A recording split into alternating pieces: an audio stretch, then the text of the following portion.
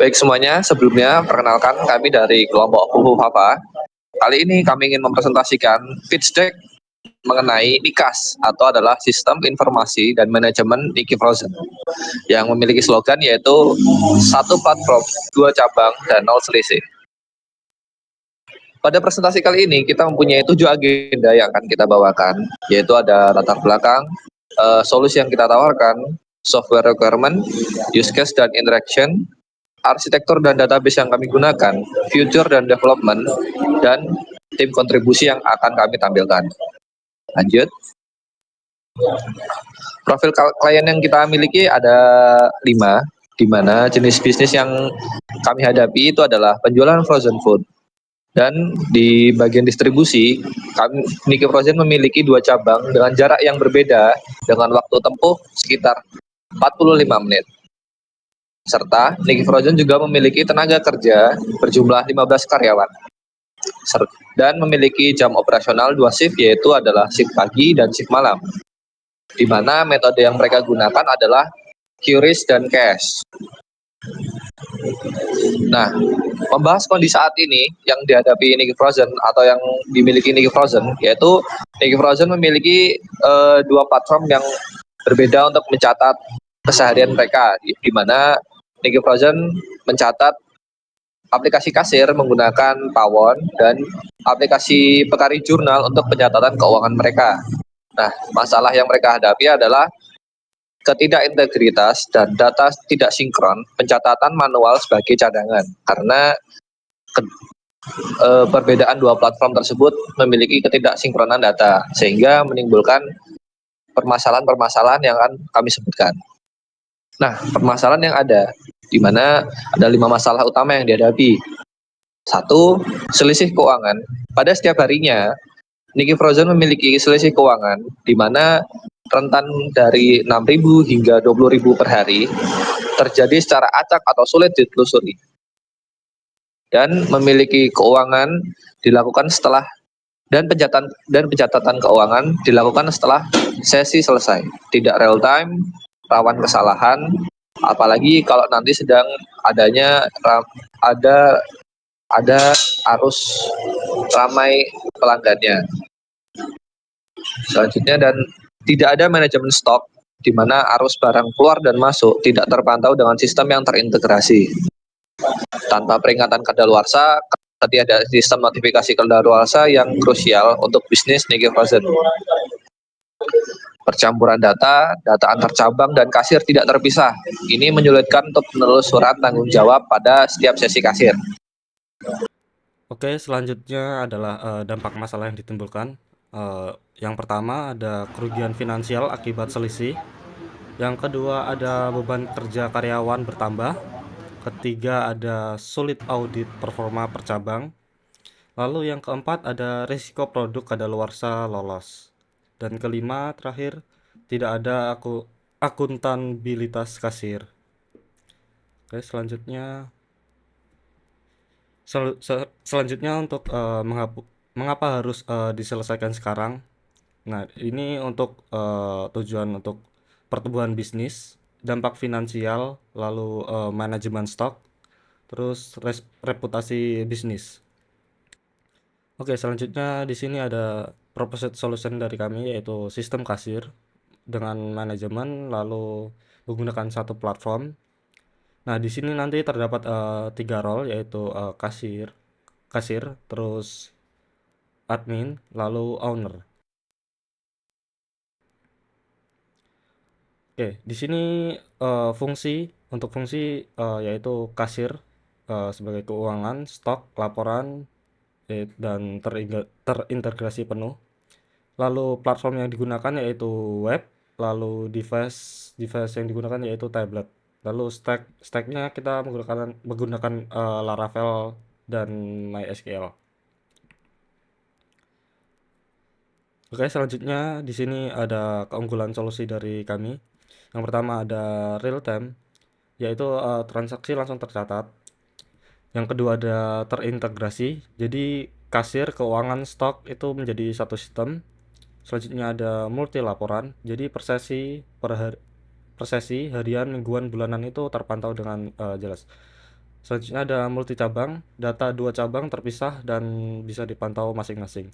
Selanjutnya ada smart notification, yaitu notifikasi kadaluarsa otomatis. Jadi nanti misal ada barang yang sudah dekat tanggal kadaluarsanya, maka akan terdapat notifikasi yang akan muncul. Selanjutnya ada role based access, yaitu yang sudah saya sebutkan tadi. Ada owner, admin, lalu kasir. Selanjutnya ada tablet friendly. UI dirancang untuk layar sentuh. Selanjutnya yang terakhir ada rollback system. Jika gagal transaksi, maka data akan aman. Untuk selanjutnya di sini ada functional requirement. Di sini ada 18 sebenarnya untuk fungsional utama, dan yang high priority di sini ditampilkan hanya 2, yaitu di bagian login logout berbasis role, dan kedua adalah manajemen pengguna. Kemudian di bagian fungsional di sini ada 8 poin. Untuk yang pertama di bidang usability. Di sini UI tersebut harus mudah digunakan dan optimal di berbagai macam perangkat seperti tablet. Kemudian yang kedua ada performance, yaitu respon dari si aplikasinya ini harus kurang dari 3 detik. Dan ketiga ada reliability, yaitu rollback otomatis ketika transaksi tersebut gagal dilaksanakan. Kemudian di sini ada security, yaitu yang role based access tadi. Kelima ada security lagi di bagian auto logout. Ketika pengguna itu 15 menit tidak aktif, maka akan terlog secara otomatis. Kemudian di yang keenam ini ada security lagi di bagian password. Jadi password yang terdapat di website aplikasi ini tuh dienkripsi menggunakan Bscript. Dan yang ketujuh ini ada integrity, yaitu validasi input dan pesan error itu tertampil dengan jelas. Dan yang terakhir ada isolation. Di sini data antar cabang itu tidak bisa diakses secara silang. Jadi per cabangnya itu ada masing-masing. Lanjut di sini ada aktor sama use case. Di sini ada 3 role utama yang memiliki tanggung jawab spesifik dalam sistem. Yang pertama di sini ada owner. Di sini owner dapat melihat keuangan dan stok serta terima notifikasi kadaluarsa dari semua cabang, serta memantau seluruh operasional dari cabang. Kemudian di sini yang kedua ada admin. Admin dapat mengelola akun pengguna, mengatur stok barang, serta pantau laporan dan memunculkan notifikasi khusus untuk cabang yang dikelola, melihat notifikasi khusus. Dan yang terakhir di sini ada kasir. Kasir di sini melakukan transaksi penjualan harian, kemudian mencatatkan input barang masuk serta mengelola akses login dan logout. Kemudian di sini ada alur penggunaan sistem dari Niki Frozen. Yang pertama itu si kasir login, lalu sesi tadi tercatat secara otomatis, kemudian di proses transaksi kasir menginputkan produk dari si pelanggan, kemudian memilih metode pembayaran yang sesuai dengan kehendak si pelanggan. Kemudian untuk metode pembayarannya di sini kita memiliki 2, yaitu cash dan QRIS. Dan selanjutnya ada konfirmasi transaksi, yaitu stok berkurang dan keuangan tercatat secara otomatis. Kemudian yang terakhir adalah laporan real time. Jadi si owner itu dapat memantau dari manapun.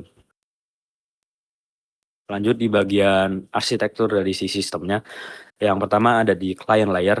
Jadi si client sini menggunakan tablet cabang, kemudian browser sebagai view-nya, dan terakhir di sini ada HTTP request via API. Kemudian yang kedua di sini ada application layer. Jadi menggunakan arsitektur apa aplikasi tersebut dibangun, menggunakan Laravel, kemudian menggunakan MVC arsitektur, Plating Engine, dan Eloquent ORM. Dan terakhir di sini untuk database-nya kita menggunakan MySQL versi 8 dan data terpartisipasi antar setiap cabang.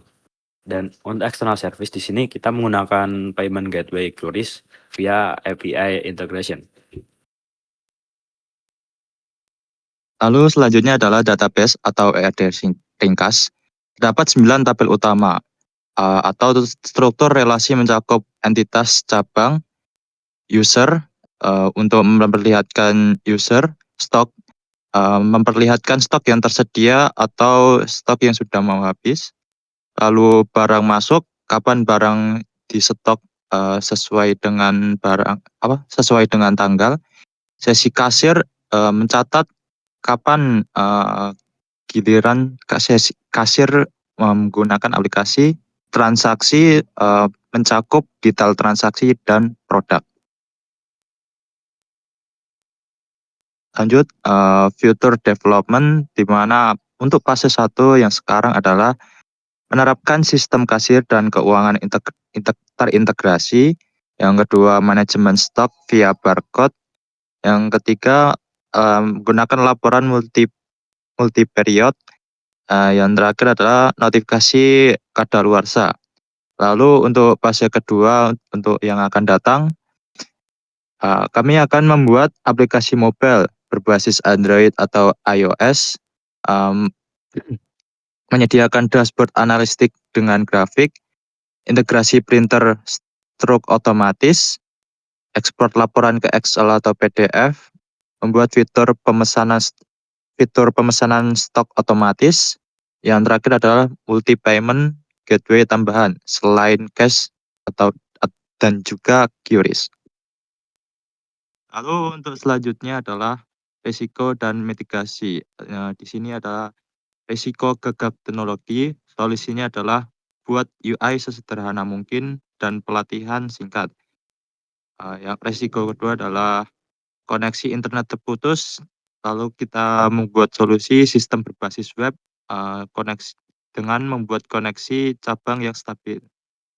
Lalu yang risiko selanjutnya adalah barcode tidak terbaca. Solusinya adalah fallback atau input manual. Lalu selanjutnya data hilang atau error. Lalu solusinya adalah rollback transaction, lalu juga backup harian secara otomatis. Lalu risiko yang terakhir adalah akses tidak sah. Solusinya adalah role based, akses, dan auto logout.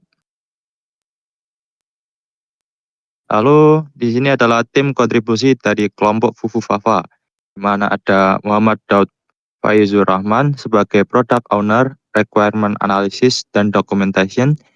Selanjutnya adalah Muhammad Faris Ramdhani sebagai Scrum Master, Project Management, dan Coordination. Selanjutnya adalah Zaki Abdul Muin sebagai Quality Control, System Modeling, dan Validation. Selanjutnya adalah Muhammad Afan Al-Ghifari sebagai Developer, Database, Design, dan IRD. Selanjutnya ada Akif Fatur Rahman sebagai Developer, UI UX Design, dan Wireframe. Dan terakhir adalah Muhammad Imam Hakim sebagai Developer, Research, dan Validation. Oke, cukup sekian dari kami kelompok Fufu Fafa. Kurang lebihnya mohon maaf. Assalamualaikum warahmatullahi wabarakatuh.